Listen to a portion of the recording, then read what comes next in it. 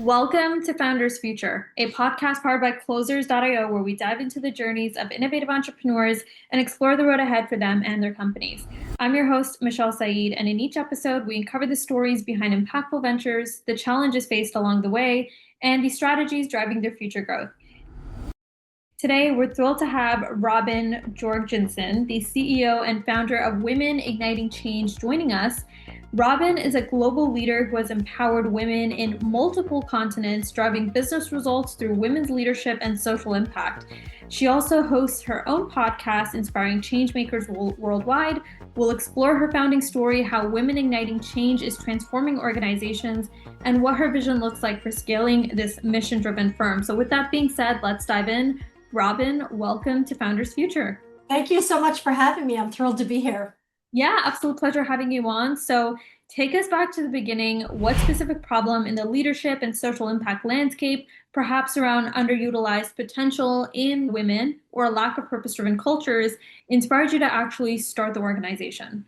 Yeah, so I have 20 years in corporate America as my background before I started Women Igniting Change. And what I saw from the inside as a woman leader rising through the ranks is that a couple of things. One, you tended to be thrown into the deep end and were just asked to figure it out as you go. You're great at sales. Now go ahead and lead a team of 19 people when you've never led anyone before. That was my story. So you're basically thrown into the deep end without any leadership development or management training to figure it out. So that's one. And the other thing was the way in which leadership development was done, it was just very old school. So it was done through death by PowerPoint. Nothing was experiential, nothing was interactive.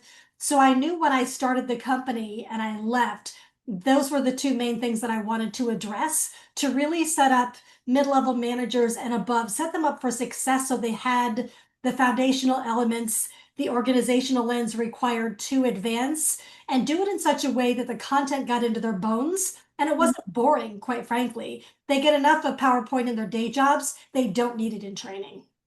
Yeah, 100%. I love the fact that you mentioned really like with some of those old school methods, now that interactiveness is something you're bringing at the forefront with Women Igniting We're Change. known for it. Yeah.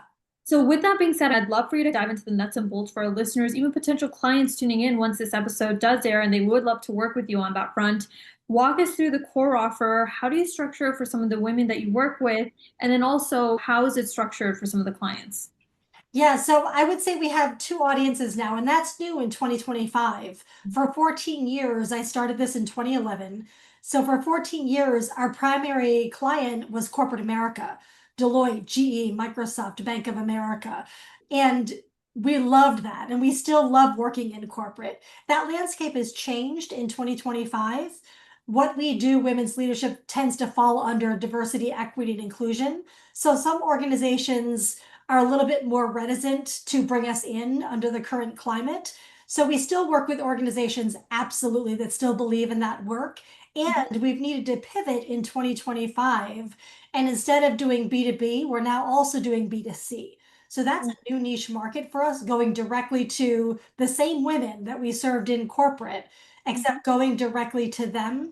And the offerings are different. So when we work with organizations, it's really women's leadership strategy and programming, helping women basically take off the mask, lead from that authentic place, and providing them the tools and the business acumen needed to succeed. That's our corporate work. And then in 2024, we've been doing work globally for years. And we really started incorporating the social change element to what we do about 8 years ago.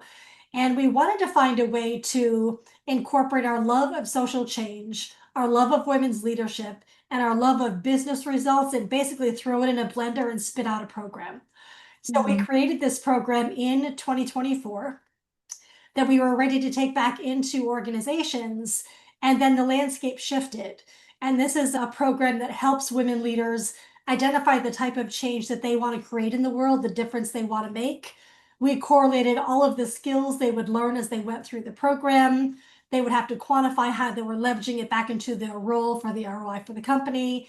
So that was ready to rock January 1st, and then the landscape shifted.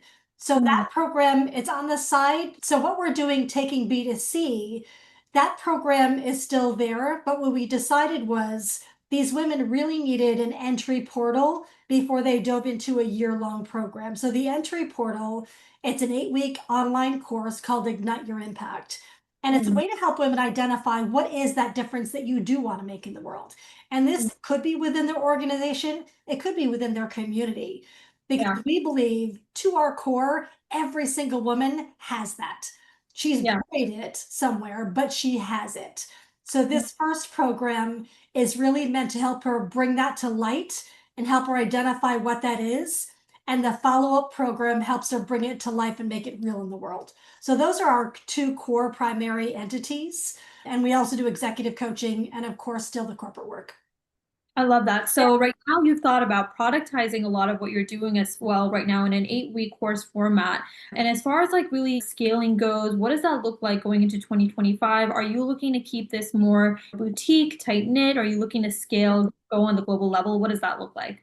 Yeah, we've been fortunate enough to work with women leaders in 31 countries around the world over the past 14 years. So we don't do anything small. It's just not in my number one strength is futuristic, if you've ever done strengths finders.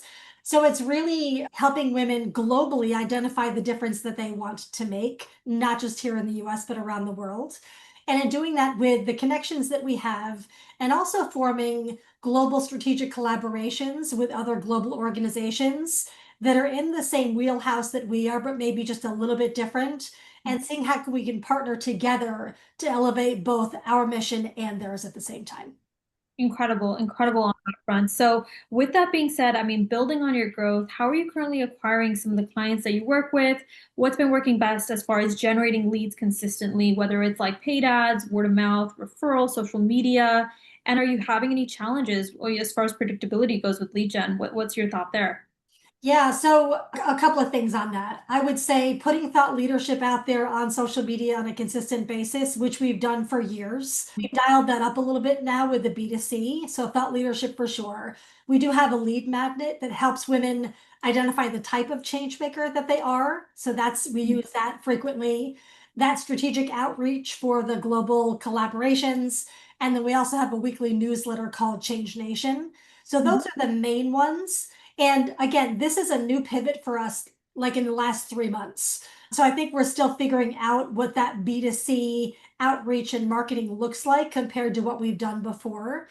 And then from the corporate space, a lot of that is word of mouth and referrals. Got it. So as far as like that next step goes, obviously with a lot of what you're doing, you're looking at different ways to get the word out there for the B2C side of things with marketing. And is that more so looking at paid ads, social media? What does that next step look like as far as growth? Yeah, and absolutely we'll look at paid ads for sure. We're looking to launch this initial Ignite Your Impact course in mid-September. And then immediately following that, going into the Changemaker Accelerator, which is our year-long course. So Mm. paid ads, absolutely.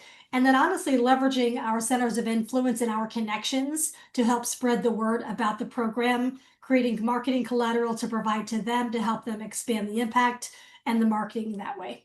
Yeah, 100%. So I love that you're thinking about really growing things predictably with lead gen, looking at paid ads is like a medium to do that. So as far as the sales process looks like, what does that look like, Robin, currently within Women Igniting Change?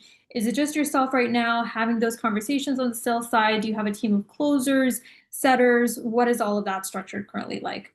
Yeah, we don't. We have an extraordinary team that helps us with facilitation, depending on the size of the engagement. Again, thinking corporate. In this new world that we're stepping into, those same amazing humans will know the content of these two programs and they will each take cohorts and facilitate their own cohorts.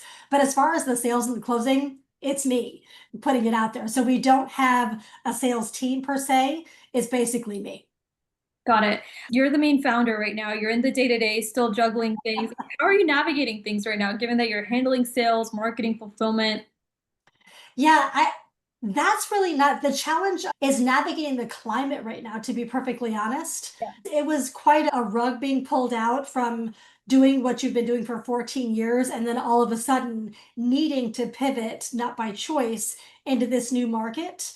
So that I would say is the biggest challenge right now is navigating the complexities of the climate that we're in here in the United States. That's probably the biggest challenge. And after we've gone through the grief, the anger, we've gotten to a point where we see now that these two programs on this side of the fence, the B2C, will truly allow us to scale so much greater than corporate ever could. So Yeah. now we're really excited about the possibilities of the B2C space. I love that. So really looking at taking the B2C program to that next level and as far as what that looks like with scaling, are you guys looking at once you do figure out lead gen, bringing in a sales team to help out with that, setters, closers to have those conversations? What does that next step look like for you as far as scale and growth? Yeah, for sure. Definitely having a sales team, and I'm a former regional sales director. So that was my corporate background. So definitely having a sales team to help us scale this globally. And also, if we had our wish, we would be doing a full scale media campaign and to get the visibility out there of these amazing programs. Because my vision is to have Women Igniting Change be the go-to brand for women creating an amazing difference in the world. That's my vision. I love that. No, I'm so for it as far as wanting to bring this impact on a global scale. And so, yeah, the vision for the next 6 to 12 months, paint that picture for us as far as revenue targets, performance goals, how you're looking to make that impact. What are you laser focused on going into the latter half of this year?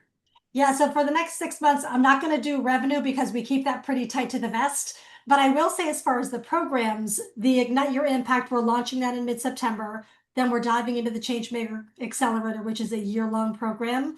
So our goal is to have a minimum of 100 women going into this initial cohort and then diving into the year long. And then ideally, this 8-week program offering that a minimum of 3 times per year in 2026 and then having those roll into that year-long program. So that's the next like 18 months.